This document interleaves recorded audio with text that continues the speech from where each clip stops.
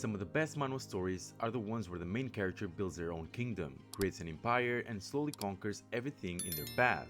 And today, I've got 10 amazing manhwa like that for you. Do what I gotta do to make sure we fortified as a unit, but don't leave me mortified. If you'd have kept it 100, a brother would be more than fine. Gave you more than time, gave you some peace of mind. That's why I got some qualms about the way you treated mine. You came close to doing damage to my third eye. Number 10 comes with the Joseon prince who went to America and never returned. This story follows Park Byung-joon, a Korean-American lobbyist who suddenly reincarnates into the body of Yin Kang, the second son of Emperor Gojong for the Korean Empire. Armed with knowledge of the future historical events, he realizes that simply following history won't lead to a good outcome. Instead, he travels to the United States and begins building wealth through business and political influence, using modern knowledge to shape both his future and the future of Korea. If you enjoy stories that mix history, politics, and business strategy, this manhwa is definitely worth checking out. The concept is really interesting and the artwork is generally solid. The biggest issue for me is the pacing. The story moves very quickly, sometimes jumping through major developments without giving them enough time to breathe. Because of that, it can occasionally be a bit confusing to follow what's happening. Still, the overall idea is unique and entertaining, so I definitely recommend you giving it a chance. There's no official translation at the time. In number 9 we have Ultimate Shut-In. Ultimate Shut-In follows Jang Hyun, whose life suddenly changes when monsters begin invading his city. In the middle of the chaos, he awakens a unique ability that makes him the absolute master of his apartment building. The catch is that he cannot leave his room. From there, he has to manage resources, expand his territory, and harm his neighbors to survive the growing threat outside. While he stays inside, his influence spreads throughout the building, as he slowly turns it into a safe zone in a world overrun by monsters. Overall, this is a pretty unique story. Don't get me wrong, we have seen plenty of dungeons and monsters coming into reality stories. But what stands out is the main character's power. It doesn't necessarily make him overpowered, but it creates a safe space where he can cultivate other people, and in time, build his own kingdom. The pacing can be fast at times, and some events happen a little too conveniently, but I do think this is an amazing story, so head over to Webtoon for the official translation. Number 8 comes with Nebula Civilization.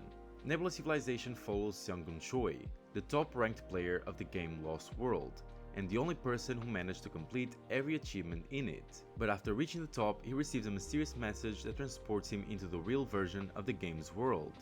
Now, instead of simply playing, he becomes a contender for godhood. In this new realm, players act like gods, who must grow civilizations, build followers, develop technology, and increase faith in order to rise above the others and claim ultimate power. What makes this manhwa stand out is his unique premise. Instead of the usual dungeon or leveling story, it focuses on building a civilization from the ground up, almost like a strategy game. The world building is solid, the pacing is good overall, and the characters are likable without relying too heavily on cliché. The main character is also smart and makes logical decisions, which makes the story more satisfying. Honestly, it feels underrated and deserves more attention. It's a very interesting and enjoyable read. The official translation is over at Webtoon. In number 7 we have Flame Reborn. Logan McLean is a middle-aged knight fighting for an independence army against an empire that destroyed his kingdom and executed his brother. After dying in battle, he wakes up years in the past, back in his younger body, before being disowned for his reckless behavior. Armed with memories of his failure future, Logan sets out to change everything. He recruits talented allies, develops new weapons, builds financial power, and slowly prepares to resist the Empire's rise while trying to repair his broken family ties. Another classic regression story that is extremely well executed. The pacing is fast and fits the format, mixing serious war themes with smart comedic moments. I also like that there's no system involved, which makes it feel more grounded. The art during fights and training scenes is detailed and intense. Logan is clever, manipulative, and strategic, which makes his progress satisfying. Overall, it's a fun and engaging read, worth checking out over at Webtoon. Number 6 comes with Black Corporation Joseon. Black Corporation Joseon follows a man who was obsessed with engineering, military technology, and steampunk ideas before suddenly reincarnated into the Joseon dynasty. But his new life becomes with a huge twist. His father is none other than the King Sejong the Great. With his modern knowledge and passion for innovation, he begins introducing new technologies and ideas that push Joseon far ahead of its time. Alongside the king, ministers, and countless workers who end up pulling long nights to make these projects happen, the story shows how a single visionary mind could reshape history. Overall, this manhwa is really good. The characters are well written and the interactions between them are fun to follow, especially between the main character and the king. What makes the story especially interesting is the historical setting. Seeing modern technology thinking applied to Korea's past gives the series a unique twist compared to the typical fantasy manhwa. It's a refreshing mix of history, strategy, and invention that keeps the story engaging. There's no official translation at the moment. In number 5 we have Dungeon Odyssey. Dungeon Odyssey takes place in a world where the war between humans and the underground has ended, leaving behind people known as dungeon babies. These individuals are born with supernatural abilities and a natural connection to the labyrinths below underground. Kim Jin-woo is one of them, but instead of embracing those instincts, he chooses to live a quiet life as a dungeon guide while supporting his family. However, when an expedition goes wrong, Jin-woo unexpectedly becomes the owner of a labyrinth, forcing him to face the instincts he tried to suppress. Honestly, I'm really glad I found this manhwa. I had been struggling to find something interesting to read lately, and this one completely pulled me in. The story is engaging, the world building is solid, and the characters are genuinely fun to follow. The art is also quite good, and it fits the general mood of the story. Everything just feels well put together, and it's been a very enjoyable read, so head over to Tapas for the official translation. Number 4 comes with Tyrant of the Tower Defense game. This story follows a streamer known as Mr. Gamer Geek, the first player to finally beat the brutally difficult game Protect the Empire on its hardest difficulty. But right after achieving this impossible feat, he suddenly wakes up inside of the world of the game itself, trapped in the body of Prince Ash. Now he must face the same battles he once controlled from behind the screen, but this time the consequences are real, and every decision could cost his allies their lives. What makes this manhwa stand out is the focus on strategy. The main character isn't just powerful, he wins by thinking ahead and using clever tactics. The world building is smooth and the story does a great job of making each battle feel meaningful. The artwork is also fantastic, especially during the large-scale fights where everything feels intense and dynamic. The side characters are well written and feel like actual members of the army, rather than just background extras. Overall, a great read and a must-try for fans of strategy and kingdom building stories. So hop on Tapitoon for the official translation. In number 3 we have The Greatest Estate Developer. This work needs no introduction, but I'll still give you one. Suho Kim was a civil engineering student who suddenly wakes up inside a fantasy novel. Unfortunately, he ends up in the body of Lloyd, a lazy noble whose family is drowning in debt and heading towards a terrible future.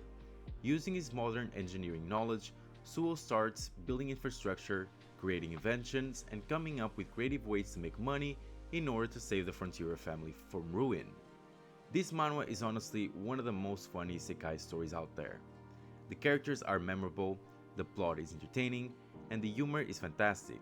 The main character is greedy, scummy, and completely obsessed with money, but in the funniest way possible.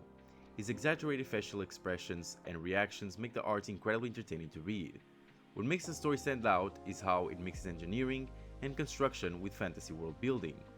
Overall, it's a hilarious and well-written series with great characters. I've read this way too many times, and you should probably do the same, so head over to Webtoon for the official translation. Number 2 comes with The Strongest Florist. The Strongest Florist follows Jae-hyo, a huge, intimidating guy who looks more like an MMA fighter than anything else. Unfortunately for him, that's exactly what his strict father wants him to become. The problem is that Jae-hyo's real dream is much simpler. He wants to grow flowers and open a flower shop. Since his father would never allow it, he escapes into a VR game called New World, where he can finally pursue his passion as a florist without worrying about allergies or expectations. Overall, this manhwa is a fun and wholesome read. The concept itself is pretty charming. A scary looking guy who just wants to grow flowers. It mixes typical VR MMO elements like special classes, monsters, and leveling with a more laid back and comedic story. It's not the most original story out there, but the execution is good enough to keep it entertaining. The art is solid and the humor around Jae-hyo constantly being misunderstood works really well. If you enjoy a light-hearted gaming manhwa with a unique twist, this one is definitely worth checking out. so head over to Webtoon for the official translation. And in number 1 we have It Starts With a Mountain. This story follows a normal guy who suddenly finds himself transported into a chaotic war-era dynasty.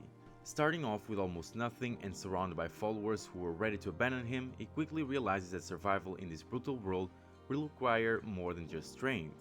Using his intelligence and tactical thinking, he begins gathering resources, manipulating situations, and slowly building his power base from a small village into something much bigger.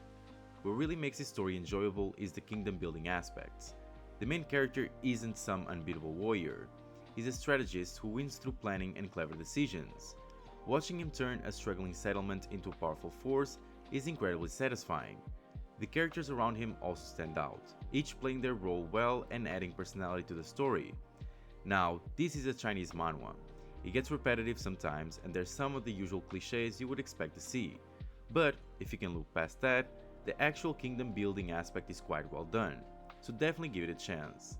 There's no official translation at the moment. And that was the top 10 kingdom building manhwa.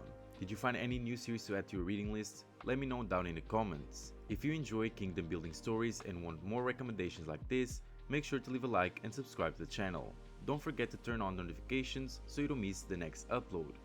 Thanks for watching, and I'll see you in the next one.